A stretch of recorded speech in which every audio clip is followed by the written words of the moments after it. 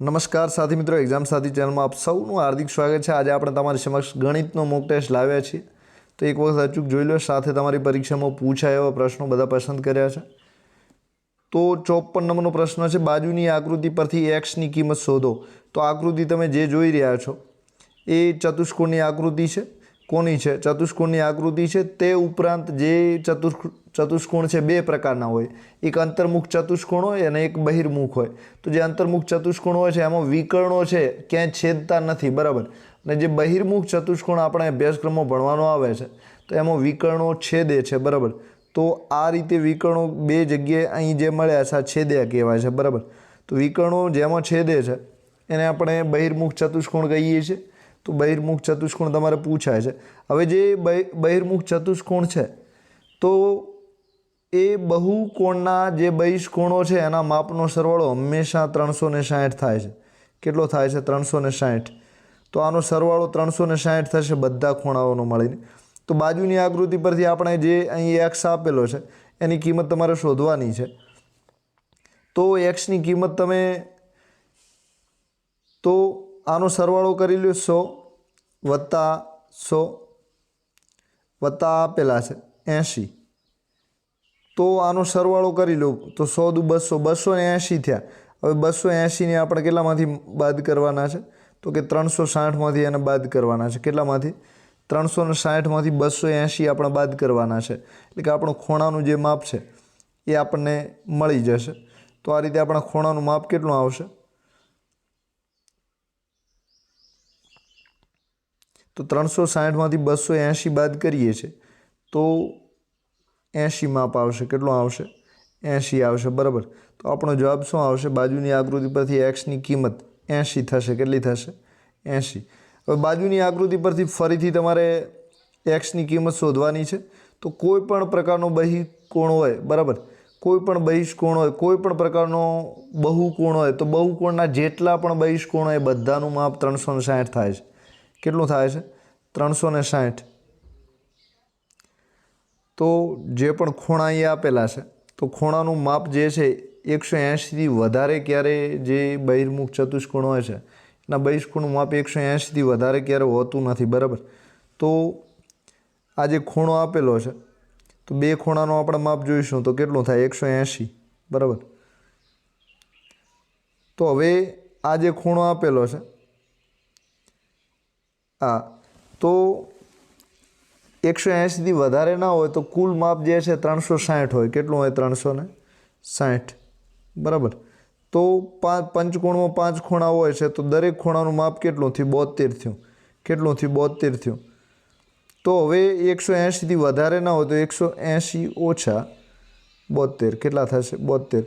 તો આ જે ખૂણો આપેલો છે એનું માપ કેટલું થશે? 108 થશે। તો કયો જવાબ આવશે? સી આવશે।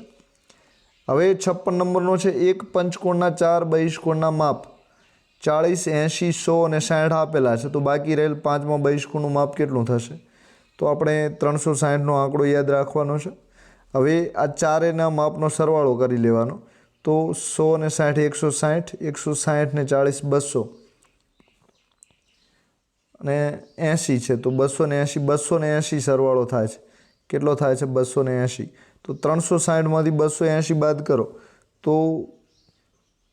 કેટલું ખૂણાનું માપ થાય છે? વધે ખૂણાનું માપ ગણાશે। તો 5મા બહિષ્કોણનું માપ જે છે 80 થશે। કેટલું થશે? 80 અંશ થશે। તો કોઈ પણ બહિષ્કોણનું માપ તમારે શોધવું હોય તો 360નો આંકડો યાદ રાખવાનો છે। આપેલી રકમનો સરવાળો કરો અને એમાંથી 360માંથી બાદ કરો તો 80 જવાબ આવશે, એટલે કે બી સાચું છે। હવે 57 નંબરમાં બાજુની આકૃતિ પરથી એક્સની કિંમત તમારે શોધવાની છે। કોની કિંમત શોધવાની છે? એક્સની। તો અહીં અલગ અલગ આકૃતિઓ આપેલી છે। હવે આ આકૃતિઓનો સરવાળો કરો તો કેટલું થાય છે? તો 60 ને 70 130 થશે। કેટલું? 130। અને 130 ને 110 કેટલું થશે? તો 240 થશે। કેટલું થશે? 240। હવે 360માંથી 240 બાદ કરવાના છે તો કેટલું માપ થશે? તો 120 થશે। તો કયો સાચો જવાબ આવશે? ડી સાચો છે। તો 360નો આંકડો યાદ રાખવાનો છે, આપેલાનો સરવાળો, અને 360માં જેટલો સરવાળો થાય એટલો બાદ કરવાનો છે। એન બાજુઓ ધરાવતા બહિકોણના બધા ખૂણાના માપનો સરવાળો શું થાય છે? તો બધા એન બાજુ ધરાવતા બહિકોણના બધા ખૂણાના માપનો સરવાળો કેટલો થાય છે? તો 180 અંશ ગુણ્યા n-2 શું થાય છે? તો 180. હવે આને આ રીતે પણ લખી શકાય છે. તો n-2 કૌંસમાં ગુણ્યા 180 ગુણ્યા કેટલા? 180. તો બેમાંથી જે પણ રીતે લખો તો આ બાજુનો માપનો સરવાળો તમારે શોધવા માટેનું સૂત્ર છે. દાખલા તરીકે આપણે પંચકોણ છે, 5 ખૂણાવાળો ખૂણો છે, તો એની આ બાજુઓ છે, તો એમાં 5 ખૂણા, તો 5માંથી -2 તો 3. હવે 180 ભાગ્યા તમે 3 કરશો તો આ રીતે 60 માપ આવશે. તો પંચકોણના દરેક ખૂણાનું માપ કેટલું થશે? તો પંચકોણના દરેક ખૂણાનું માપ જે છે 80 કેટલું? 80. તો જેટલા પણ ખૂણા હોય એનું માપ આપણે મેળવવું હોય તો આ સૂત્ર તમને કામ લાગશે. એટલે કે કુલ અંશ માપ માપવા માટે આ જે સૂત્ર છે તમારે ખૂબ ઉપયોગી થશે. તો n-2 ગુણ્યા 180, n-2 ગુણ્યા 180 આ સૂત્ર છે, એનું યાદ રાખી દેજો. દાખલા તરીકે પંચકોણ કોઈ આપેલો છે, તો પંચકોણનું આપણે કુલ માપ શોધવું છે, તો કઈ રીતે શોધશું? તો n એટલે તમારે શું સમજવાનું છે? તો n જે છે એ બાજુઓની સંખ્યા બતાવે છે. તો પંચકોણમાં કેટલી બાજુઓ હોય છે? દાખલા તરીકે 5 બાજુ હોય છે, તો 5 - 2 થશે ગુણ્યા 180 થશે, બરાબર. તો 5 - 2 એટલે 3 ગુણ્યા 180. તો જે પંચકોણવાળો બહિષ્કોણ આપ્યો તો એનું માપ કુલ કેટલું થશે? તો 3 ગુણ્યા 180 બરાબર 540 થશે. કેટલું થશે? હવે એ રીતે ષટકોણનું શોધવું હોય તમારે તો પણ તમે શોધી શકો છો. હવે 59 નંબરનો પ્રશ્ન છે. એક બહુકોણના બધા ખૂણાઓના માપનો સરવાળો 720 થાય છે, તો તે બાજુઓની સંખ્યા કેટલી છે? તો એક બહુકોણના બધા ખૂણાઓનો માપનો સરવાળો જે છે 720 થાય છે. તો 59 નંબરમાં તો તેની બાજુઓની સંખ્યા આપણે શોધવાની છે. તો આ દાખલામાં થોડી ભૂલ છે, કારણ કે કોઈ પણ જે બહુકોણ આપેલો છે એની આપણે બાજુઓની સંખ્યા શોધવી હોય તો એક ખૂણાનું માપ આપેલું હોવું જોઈએ, તો એના આધારે આપણે શોધી શકીએ છીએ. તો દાખલા તરીકે એક ખૂણો 180 નો હોય, બાકીના ખૂણા જે છે બધા ખૂણા 180થી નીચે હોય છે, બરાબર. કેવા હોય છે? નીચે છે. તો આનું માપ આપણે શોધવું હોય તો એનું સૂત્ર તો છે જ આપણી પાસે, એટલે કે 180 ઓછા અંદરના ખૂણા, બરાબર. તો અંદરના ખૂણા તો આપણી પાસે છે નહીં. તો 59 નંબરમાં દાખલામાં થોડી ભૂલ છે. હું તમને શીખવાડું છું બાજુનું માપ કઈ રીતે શોધવું. તો 6 જવાબ આવશે. હવે 60 નંબરનો પ્રશ્ન છે. 8 બાજુઓ ધરાવતા નિયમિત બહુકોણમાં દરેક ખૂણાનું માપ કેટલું હશે? તો 8 બાજુઓ ધરાવતા જે નિયમિત બહુકોણ હોય છે તો એમાં દરેક ખૂણાનું માપ કેટલું હોય છે? તો એનું જે સૂત્ર છે કુલ અંશ માપ. શું છે? કુલ અંશ માપ. બાજુનું માપ શોધવું હોય, બાજુ તો આપેલી છે પણ ખૂણાનું માપ શોધવું હોય તો કુલ અંશ માપ ભાગ્યા n. શું છે? ભાગ્યા n છે. તો n નો મતલબ છે બાજુ, બરાબર. તો અહીં બાજુ કેટલી આપી છે? તો કે બાજુ 8 આપેલી છે. કેટલી આપેલી છે? 8. તો કુલ અંશ માપ કેટલું હોય છે? તો કુલ અંશ માપ 360 હોય છે. ભાગ્યા આપણે કેટલા કરવાના છે? 8. કેટલા કરવાના છે? ભાગ્યા 8. તો 360 કુલ માપ હોય અને 8 બાજુઓ છે, તો જે ખૂણાનું માપ છે કેટલું થશે? 45 થશે. તો અહીં 45 તો એક આપ્યો ને એટલે બધા વિકલ્પો ખોટા છે. એટલે આ એક જે પ્રશ્ન છે એનો ગુણ 1 બધાને મળશે. સાચો જવાબ કેટલો આવશે? 45 આવશે. સાથે નિયમિત જે છે એ બહુકોણ છે, તો નિયમિત બહુકોણમાં 360 ભાગ્યા આપણે જેટલી બાજુઓ છે એટલી કરીએ તો આપણો જે જવાબ છે એ દરેક ખૂણાનું માપ આપણને મળી જતું હોય છે. તો અહીં 8 બાજુઓ છે તો 45 માપ થશે. હવે એ રીતે વધારે બાજુઓ હોત, દાખલા તરીકે 9 બાજુઓ હોત તો આપણને માપ જે છે એ કેટલું મળત? 40 મળત. નીચેના પૈકી કયા ચતુષ્કોણના વિકર્ણ એકબીજાને કાટખૂણે દુભાગે છે? તો નીચેના પૈકી એવો કયો ચતુષ્કોણ છે કે જેના વિકર્ણો છે એકબીજાને કાટખૂણે દુભાગે છે? તો આપણે એવો ચતુષ્કોણ જે છે એ ઓળખવાનો છે. તો એ ચતુષ્કોણ જે વિકર્ણો એકબીજાને કાટખૂણે દુભાગતા હોય એવો ચતુષ્કોણ જે છે સમબાજુ છે. કયો ચતુષ્કોણ છે? તો સમબાજુ ચતુષ્કોણ છે. ને કાટખૂણે દુભાગ્યનો મતલબ શું છે? તો એ જે ચતુષ્કોણ છે એ આ રીતે એના કાટખૂણા પડતા હોય છે. શું પડતા હોય છે? કાટખૂણા. અને પછી એ ચતુષ્કોણ જે હોય છે એમાં એના વિકર્ણો છે આ રીતે કાટખૂણે દુભાગતા હોય છે. બરાબર. શું કરતા હોય છે? કાટખૂણે દુભાગતા હોય છે. તો કાટખૂણો પણ બને અને દુભાગે પણ છે. તો એ જે ચતુષ્કોણ છે કયા નામે ઓળખાય છે? તો આ રીતનો એ ચતુષ્કોણ બનતો હોય છે, તમે જોઈ શકો છો. તો એ સમબાજુ ચતુષ્કોણ તરીકે ઓળખાય છે. હજુ થોડો ત્રાંસો થશે. બરાબર. કઈ બાજુ? સમબાજુ ચતુષ્કોણ તરીકે ઓળખાય છે. તો આપણો જે જવાબ છે એ સી આવશે. તમારી આન્સર કીમાં થોડું ઘણો બધો ગોટાળો થઈ ગયો છે, એટલે આ જે પેપર સોલ્યુશન છે તમે ખાસ જોઈ લેજો અને આન્સર કી સુધારીને હું ફરીથી ટ્રાય કરું છું, મૂકીશ. હવે 62 નંબરનો પ્રશ્ન છે. એક નિયમિત બહુકોણના દરેક બહિષ્કોણનું માપ 24 છે, તો બહુકોણને કેટલી બાજુઓ હશે? તો એક નિયમિત બહુકોણના જે દરેક બહિષ્કોણનું માપ છે એ કેટલું છે? 24 છે. તો બહુકોણની કેટલી બાજુઓ હશે? તો 360 ભાગ્યા તમે 24 કરશો તો તમને આપણે જે બહુકોણ છે એનું માપ 24 આપેલું છે, એના ઉપરથી બાજુઓ તમને મળી જશે. તો તમે જોઈ શકો છો એક નિયમિત બહુકોણના દરેક બહિષ્કોણનું માપ 24 અંશ છે, તો બહુકોણની કેટલી બાજુઓ હશે? તો 360 ભાગ્યા શું કરવાનું છે? બહિષ્કોણનું માપ. બરાબર. કેટલું છે? 24 છે. તો 24 એકા 24. હવે બાદબાકી કરવાની છે અને ઉપરથી શૂન્ય ઉતારવાની છે. તો 24 × 25 120.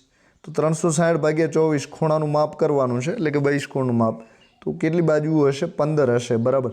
તો એક નિયમિત બહિષ્કોણના દરેક બહિષ્કોણનું માપ 24 હોય તો એ બહુકોણનું જે માપ છે એના આધારે આપણે 15 બાજુઓ છે હું આપણે જાણી શકીએ છીએ. એટલે કે 360 ભાગ્યા બહિષ્કોણનું માપ તમે કરશો તો એનું સૂત્ર શું છે?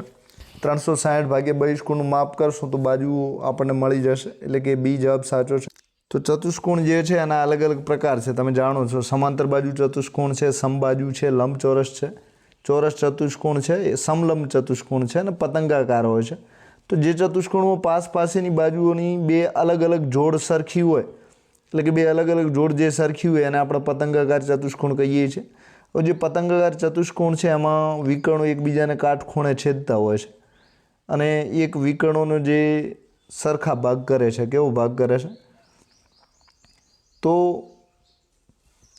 હવે આ જે છે અહીં તમે જોઈ શકો છો ABCDમાં AB બરાબર BC, CD બરાબર DA છે, એટલે કે માપ સરખા છે. તો M બરાબર ABC બરાબર 80 હોય તો ADC બરાબર 60 છે. તો ADCનું માપ તમે જોઈ શકો છો. ADCનું માપ કેટલું છે? 60 આપેલું છે. તો હવે તમારે BADનું માપ શોધવાનું છે. કોનું શોધવાનું છે? BADનું માપ જે છે એ કેટલું થશે? જે BADનું માપ છે ખરેખર 120 થશે. કેટલું થશે? 120. તો 360 માપ લાવવાનું છે. અહીં અડધું માપ 140 આપેલું છે અને બાકીના ખૂણા બે છે 120, 120, 240ના. અને આ જે માપ છે એ 140 આપેલું છે. તો આ રીતે કુલ માપ 360 થશે. કેટલું થશે? 360. હવે 64 નંબરનો પ્રશ્ન છે. સમાંતર બાજુ ચતુષ્કોણ ટીમની પરિમિતિ 50 સેમી છે. જો M બરાબર 15 સેમી હોય તો MT બરાબર કેટલા સેમી થશે? તો આ જે સમાંતર બાજુ ચતુષ્કોણ છે, બરાબર, તો ચારે બાજુ સરખી હોય. હવે આ રીતે તમે જોઈ શકો છો. તો ટીમની પરિમિતિ, ટીમ બરાબર, આ TE A અને M ની પરિમિતિ કુલ કેટલી છે? 50 છે. જો AM તો આ AM બાજુ છે એની પરિમિતિ 15 છે. સામે પણ કેટલી છે? 15. તો 15 15 30 થઈ ગઈ. હવે આ બાજુ 10 40 અને આ બાજુ કેટલી છે? 10 50 થઈ ગઈ. બરાબર. તો MTની જે પરિમિતિ છે તો આ M અને Tની પરિમિતિ કેટલી થશે? 10 થશે. બરાબર. તો આપણો જવાબ જે છે એ સાચો કયો આવશે? તો કે સી જવાબ સાચો છે. હવે લંબચોરસ ABCDના વિકર્ણ પરસ્પર P બિંદુમાં છેદે છે. જો PA બરાબર 2x + 3 અને PB બરાબર 3x + 2 હોય તો xની કિંમત કેટલી થાય છે? તો જે xની કિંમત છે એ કેટલી થાય છે? તો કે 1 થાય છે. તો એક જવાબ સાચો છે. હવે 66 નંબરનો પ્રશ્ન છે. સમાંતર બાજુ ચતુષ્કોણ PQRSમાં ખૂણો P બરાબર 3x તો ખૂણા Q બરાબર 2x હોય તો xની કિંમત કેટલી થાય છે? તો જે ખૂણો છે એની કિંમત કેટલી થશે? એ બરાબર 36 થશે। લંબચોરસ માટે નીચેના પૈકી કયું વિધાન સાચું નથી? તો જે લંબચોરસ છે એ લંબચોરસ એ સમાંતર બાજુ ચતુષ્કોણ છે, તો સરખા અંતર ધરાવતો ચતુષ્કોણ છે, વિધાન ક્યારેય સાચું નથી, એટલે કે ખોટું છે। તો બી જવાબ આવશે। લંબચોરસ વિકર્ણના માપ સરખા હોય, સાચું છે। લંબચોરસના વિકર્ણ પરસ્પર કાટખૂણે દુભાગે છે, એ પણ સાચું છે। અને લંબચોરસના ચારે ખૂણા કાટખૂણા હોય છે, એ પણ સાચું છે। હવે ચોરસના ઋણ ખૂણાઓનો માપનો સરવાળો કેટલો હોય છે? તો જે ચોરસ છે એના ઋણ ખૂણાઓનો માપનો સરવાળો કેટલો હોય છે? તો ઋણ નહીં પણ 3 ખૂણાઓનો માપના, તો ચોરસના 3 ખૂણાના માપનો સરવાળો કેટલો હોય છે?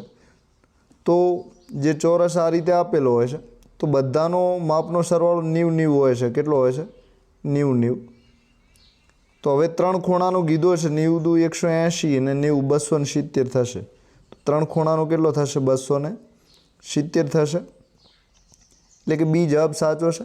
ચતુષ્કોણ PQRS માટે નીચે પૈકી કયું નામ યોગ્ય નથી? તો કઈ રીતે ન લખી શકાય PQRSને?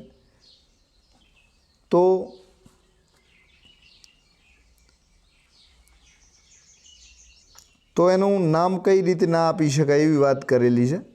તો અહીં PQRS આવું નામ આપેલું હોય તો અહીં PSRQ તમે આપી શકો છો। હવે QPSR પણ આપી શકો છો, RSPQ પણ આપી શકો છો, પણ એનું નામ જે છે RQ, તો R પછી Q PS એ પણ આપી શકો છો, પણ તમે એને QPRS નથી આપી શકતા, બરાબર? QPRS એને નામ જે છે તમે નથી આપી શકતા, તો ડી ખોટું છે। હવે વિકર્ણ BS અને ટી ધરાવતા ચતુષ્કોણનું નામ તમારે જણાવવાનું છે, તો શું નામ એનું હશે? તો આ રીતે ચતુષ્કોણ છે, હવે એમાં એક વિકર્ણ આ છે, તો એનું નામ શું છે? બી ને એસ છે, બરાબર? શું છે? BS છે। હવે એક વિકર્ણ જે છે એ આ રીતનો છે અને એનું નામ શું છે? ટી અને ઈ છે, બરાબર? તો ધરાવતા ચતુષ્કોણનું નામ તમારે જણાવવાનું છે, તો શું નામ થશે? BEST થશે, બરાબર? એટલે કે કયો સાચો જવાબ છે? સી સાચો જવાબ છે। તો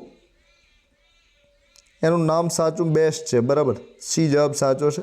હવે સમાંતર બાજુ ચતુષ્કોણ હોપમાં ખૂણા H અને ખૂણા P બંને પૂરક કોણ છે, તો ખૂણા ઈનું માપ કેટલું થશે? તો બંને ખૂણા કેવા? સમાંતર બાજુ ચતુષ્કોણમાં હોપમાં ખૂણો H અને ખૂણો P બંને પૂરક કોણ છે, બરાબર? પૂરક કોણ છે એટલે કે એક સરખા છે અને એનું માપ જેટલું ઉપર છે એટલું નીચે પણ છે અને આ રીતે એકબીજાની પૂર્તતા કરે છે, તો સામ માપ કેવા હશે? સરખા, એટલે કે 90 હશે, તો 180 કરતાં વધારે ના હોય, બરાબર? તો 90 180 થશે। હવે 72 નંબરમાં ખાલી જગ્યા ચતુષ્કોણના વિકર્ણ પરસ્પર કાટખૂણે દુભાગે છે, તો એવા ચતુષ્કોણનું નામ તમારે છે એ આપવાનું છે। તો જે પતંગાકાર જે છે એમાં વિકર્ણો પરસ્પર કાટખૂણે છેદે છે, ક્યાં છેદે છે? કાટખૂણે, અને કાટખૂણે દુભાગે ક્યાં છે? તો જે સમબાજુ હોય છે ત્યાં દુભાગે છે, બરાબર? તો પતંગાકાર ચતુષ્કોણના વિકર્ણ પરસ્પર કાટખૂણે છેદતા હોય છે, શું કરે છે? તો આ રીતે જે કાટખૂણો બને છે ત્યાં કાટખૂણામાં જ છેદે છે, બરાબર? પતંગ જે છે એ પતંગ તમે જોયું હશે, તો પતંગાકારમાં એવું થતું હોય છે। હવે ચતુષ્કોણ હેલ્પમાં ક્રમિક ખૂણાઓનો ગુણોત્તર 3, 6, 5, 4 છે, તો ચતુષ્કોણ હેલ્પ ખાલી જગ્યા પ્રકારનો હશે, કયા પ્રકારનો હશે? તો જે ગુણોત્તર 3, 6, 5, 4, 18 મતલબ 90-90ના ખૂણા છે, જે ખૂણા છે કેટલાના છે? 90-90ના છે, તો 90-90ના જે ખૂણા ધરાવતો એ સમલંબ તરીકે ઓળખાય છે। કયા નામે ઓળખાય છે? સમલંબ તરીકે ઓળખાય છે, એટલે કે બી જવાબ સાચો છે। એટલે કે તમે 3 ને 6 9 અને 5 ને 4 9, બરાબર? બાજુઓના માપ જે છે એ અલગ અલગ હોય છે। હવે આ ત્રીજા પ્રકરણ ચતુષ્કોણની આપણે ચર્ચા કરી દીધી છે, મોટા ભાગની વસ્તુ તમે સમજી ગયા હશો। સાથે હજુ ન સમજ્યા હોય તો થોડું રીડિંગ કરી લેજો, એના સૂત્રો જે છે એ પણ તૈયાર કરી લેજો, એટલે તમારે જે ટૉપિક છે આ ત્રીજો પાઠ ચતુષ્કોણવાળો છે ક્લિયર થઈ જશે। હવે ચોથા નંબરનો પાઠ છે માહિતીનું નિયમન। તો એક ક્રિકેટરે છેલ્લા 5 વર્ષમાં લીધેલ વિકેટની માહિતી પરથી સ્તંભ આલેખ બતાવેલ છે, તેના પરથી તમારા પ્રશ્નો જવાબ આપવાના છે। તો તો અહીં સ્તંભ આલેખ છે તમે જોઈ શકો છો. હવે એક ક્રિકેટર છે અને 2019માં વિકેટો કેટલી લીધી છે તો કે 30 લીધી છે.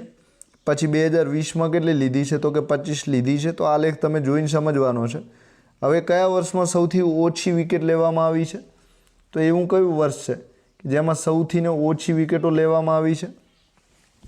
તો તમે આલેખ જોશો તો ખબર પડશે કે 2021નું વર્ષ છે એમાં સૌથી ઓછી વિકેટો લેવામાં આવી છે. કયા વર્ષમાં? તો 2021ના વર્ષમાં સૌથી ઓછી વિકેટો લેવામાં આવી છે. તો શું જવાબ આવશે? ડી જવાબ આવશે. બરાબર. તો 74માં ડી. કયા બે વર્ષમાં સરખી વિકેટો મળી છે તો એવા કયા બે વર્ષ છે જેમાં એક સરખી વિકેટ મળી છે? તો એક 2019નું વર્ષ છે એમાં 30 મળી છે અને એક 2023નું વર્ષ છે એમાં પણ કેટલી મળી છે? એટલે કે 30 વિકેટો મળી છે. તો 19 ને 23. બરાબર. તો 19 ને 23 કયો જવાબ આવશે? સી જવાબ આવશે. એટલે કે સી સાચો છે. હવે ત્યારબાદ 76 નંબરનો પ્રશ્ન છે. તો વર્ષ 2019માં કેટલી વિકેટો મેળવી છે? તો હમણાં જ આપણે ચર્ચા કરી કે 30 વિકેટો મળી છે.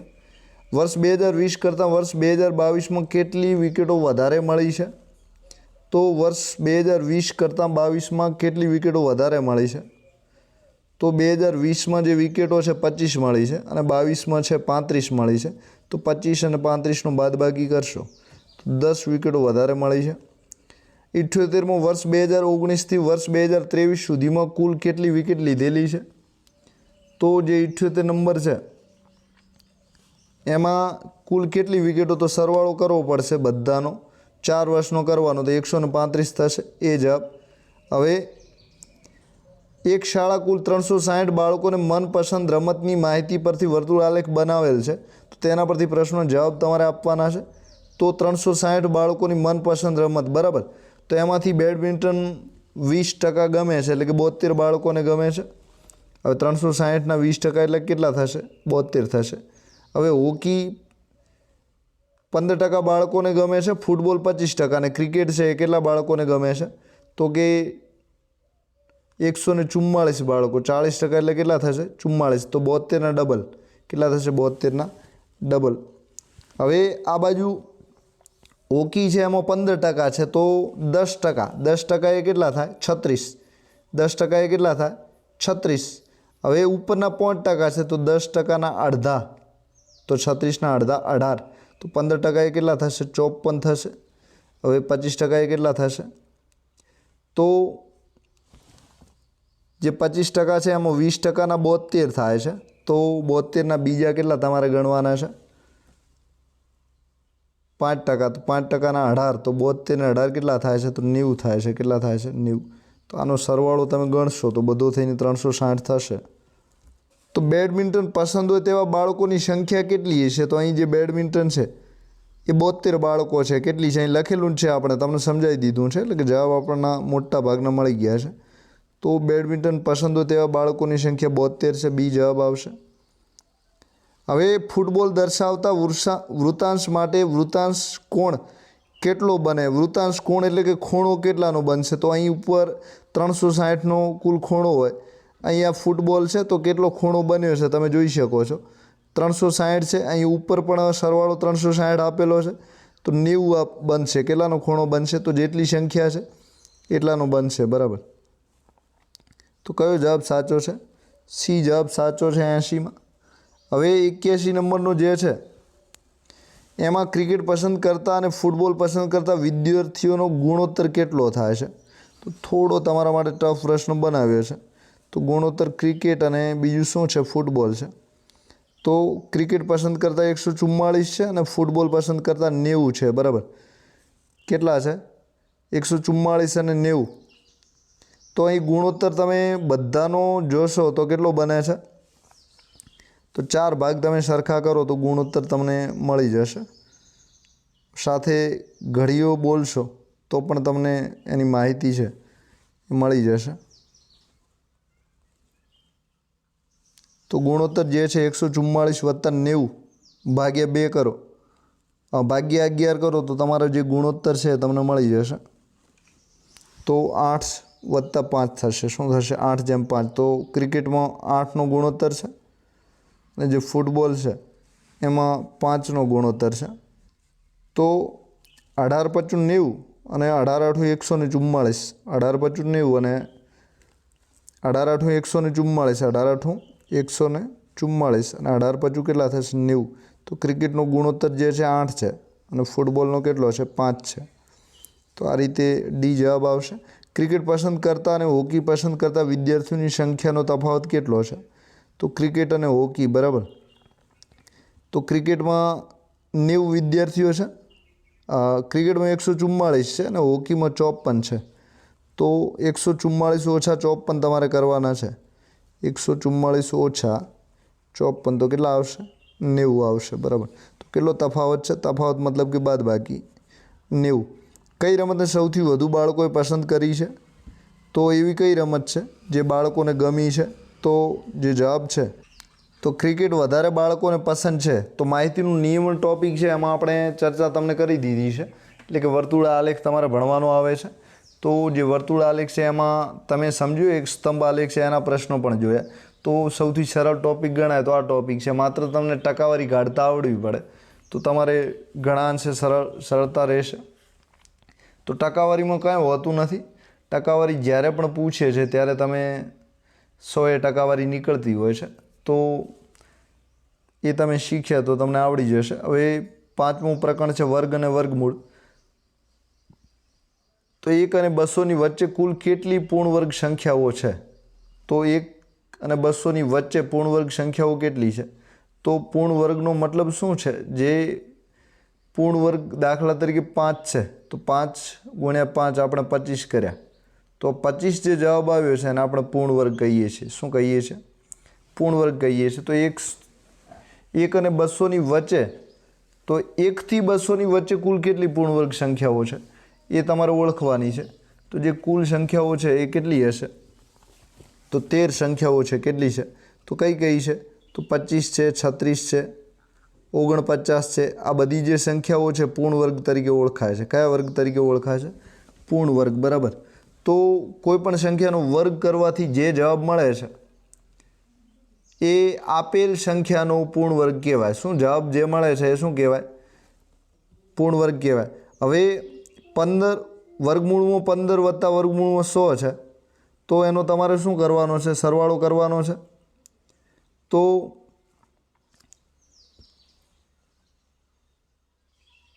આ જે 100 આપેલા છે, 100નું વર્ગમૂળ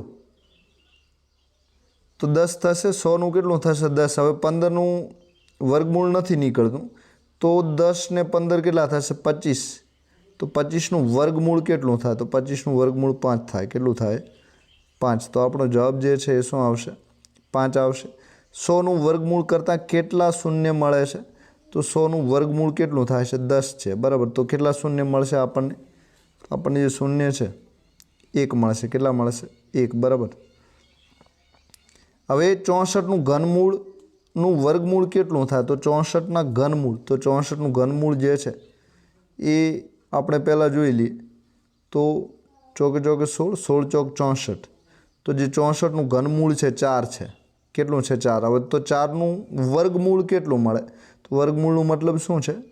2 × 2 બરાબર. તો 4 સંખ્યા જે પૂર્ણ વર્ગ બની છે તો એ જે સંખ્યામાંથી બની છે વર્ગમૂળ કહેવાય. તો કેટલામાંથી બની છે? 2માંથી બની છે.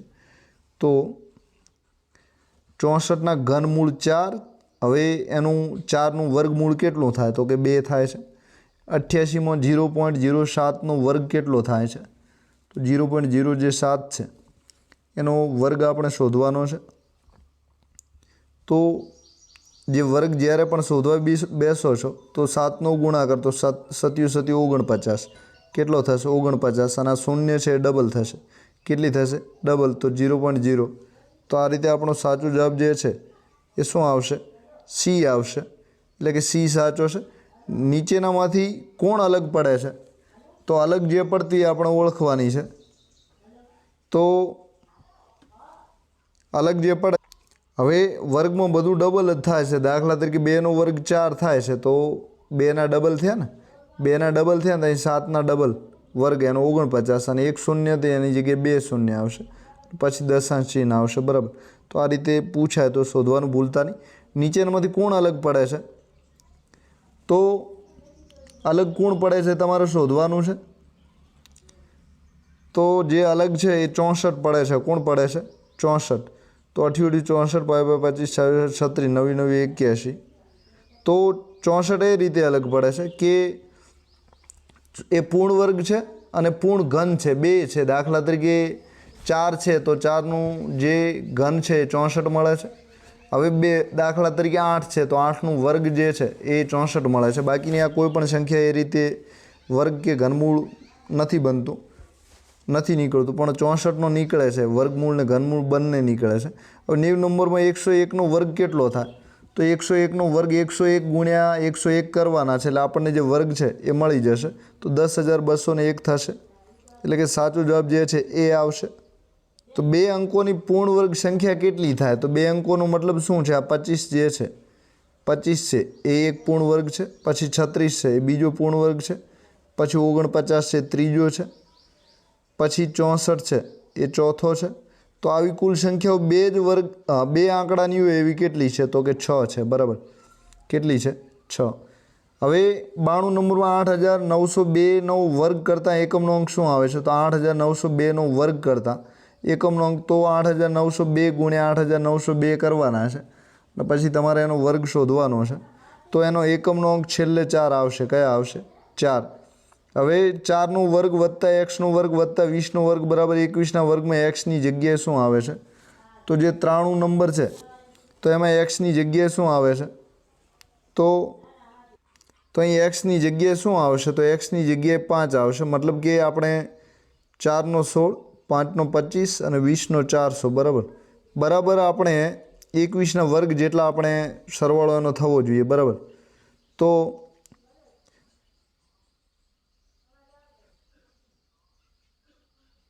441 થાય, બરાબર. કેટલો સરવાળો થાય? 441. તો 21ના વર્ગનો સરવાળો પણ કેટલો થાય છે? 441. તો આ રીતે આપણો સાચો જવાબ જે છે એ બી આવશે. નીચેનામાંથી કઈ પૂર્ણ વર્ગ સંખ્યા છે? તો નીચેનામાંથી પૂર્ણ વર્ગ સંખ્યા હોય તમારે એ શોધવાની છે. તો 196 કદાચ 14નો વર્ગ છે તો 196 પૂર્ણ વર્ગ છે.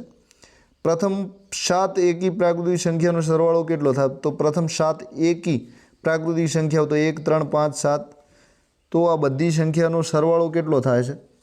તો સરવાળો તમે કરશો તો 49 થશે, એટલે કે ડી જવાબ સાચો છે. પૂર્ણ વર્ગ સંખ્યાના એકમનો અંક શું હોઈ શકે નહીં? તો જે પૂર્ણ વર્ગ સંખ્યાનો એકમનો અંક કયો ના હોય? તો 2 વખત આપણે ગુણાકાર કરીએ અને એકમનો અંક ના આવે તો એને શું કહીએ છીએ આપણે? તો 2. એકમનો અંક કયો ના હોઈ શકે? 2 ના હોય. 25 છે, 36 છે, તો ક્યાંય પાછળ 2 નહીં આવે, બરાબર. 10 અને 11નો વર્ગ કરતાં મળતી સંખ્યાની વચ્ચે કેટલી પ્રાકૃતિક સંખ્યા આવે છે? તો 10 અને 11નો વર્ગ કરતાં મળતી સંખ્યાની વચ્ચે, તો 10 અને 11નો વર્ગ આપણે કરીએ તો 10નો 100 અને 11નો 121, તો 100થી 101, 102 એમ કુલ કેટલી સંખ્યાઓ આવે છે વચ્ચે? તો 100થી લઈને 121 વચ્ચે કુલ સંખ્યાઓ કેટલી આવે છે? તો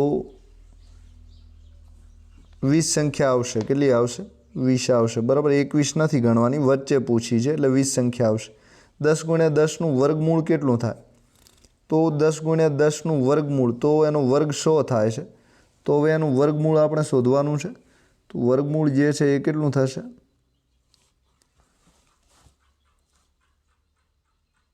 તો વર્ગમૂળ 10 થાય. કેટલું થાય? 10 થાય. તો બી સાચું છે ને સી પણ સાચું છે. બી ને સી બંને સાચું છે. તો વર્ગમૂળ પૂછ્યું છે તો એનો પૂર્ણ વર્ગ 100 થાય છે. પૂર્ણ વર્ગ કેટલો થાય છે? 100. હવે 100નું આપણે વર્ગમૂળ કાઢવાનું છે તો 10 થાય. તો 10 સાચું છે. 5 ગુણ્યા 2 એ પણ 10 જ કહેવાય, તો એ પણ સાચું છે. તો આ રીતે ડી જવાબ આવશે.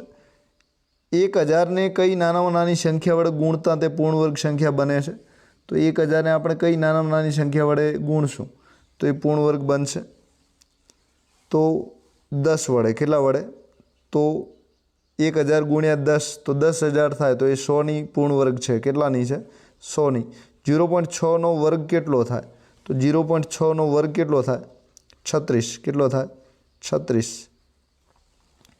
તો હવે 100 નંબર છે એમાં શું આવશે 0.36. તો મેં તમને કીધું હતું શૂન્ય હોય તો શૂન્ય ડબલ કરવાની, આંકડા હોય તો આંકડો ડબલ કરવાનો, મતલબ કે એની સાથે જ ગુણાકાર કરવાની. તો 6 નો 6 સાથે તો 36 થશે અને શૂન્ય છે નહીં તો શૂન્ય નહીં આવે. 101 નંબરમાં પાયથાગોરિયન ત્રિપુટીનો એક સભ્ય એમનો વર્ગ વત્તા 1 હોય તો બાકીના બે સભ્યો કયા હોઈ શકે છે? તો બાકીના બે સભ્યો જે છે એ તમારે શોધવાના છે. તો એમનો વર્ગ -1 અને બીજું 2m કયા હોઈ શકે છે? એમનો વર્ગ -1 અને 2m, બરાબર. તો આવા બે એના જે છે અવયવ પડે છે. તો 101નો એ આવશે. હવે 102 નંબરમાં છે 0.0144 બરાબર શું થશે? તો 0.0144 બરાબર શું થશે? તો 1.2 થશે. કેટલા થશે? 1.2, બરાબર. તો 144ના 12 આવે. કેટલા આવે? 12. અને દશાંશ આપણે ખસવાનું છે. હવે ડાબી બાજુ ખસવું પડશે એટલે વર્ગમૂળ આપેલું છે, વર્ગમૂળ કાઢવાનો છે તો 1.2 આવશે. હવે 400ને નાનામાં નાની કઈ સંખ્યા વડે ગુણતા તે પૂર્ણ વર્ગ સંખ્યા બને છે? તો 400ને કઈ નાનામાં નાની સંખ્યા વડે ગુણતા? તો નાનામાં નાની સંખ્યા કઈ? 1. તો 400 ગુણ્યા તમે 1 કરશો તો કેટલા થશે? 400 જ થશે. 400 તો એ પૂર્ણ વર્ગ કઈ રીતે? તો 20 ગુણ્યા 20. તો 20નું જે વર્ગ છે એ 400 છે. તો 20નો વર્ગ જે 400 છે એ 400 શું બની ગયું? પૂર્ણ વર્ગ છે. શું છે? પૂર્ણ વર્ગ છે. તો એ જવાબ આવશે. તો હવે આપણે સંપૂર્ણ ચર્ચા કરી લીધી છે. આની આન્સર કીમાં થોડી ભૂલ છે એટલે આ વિડીયો એક વખત અચૂક જોઈ લેજો. સાથે મોક ટેસ્ટના તમારા ગુણ છે ફરીથી ગણી લેજો.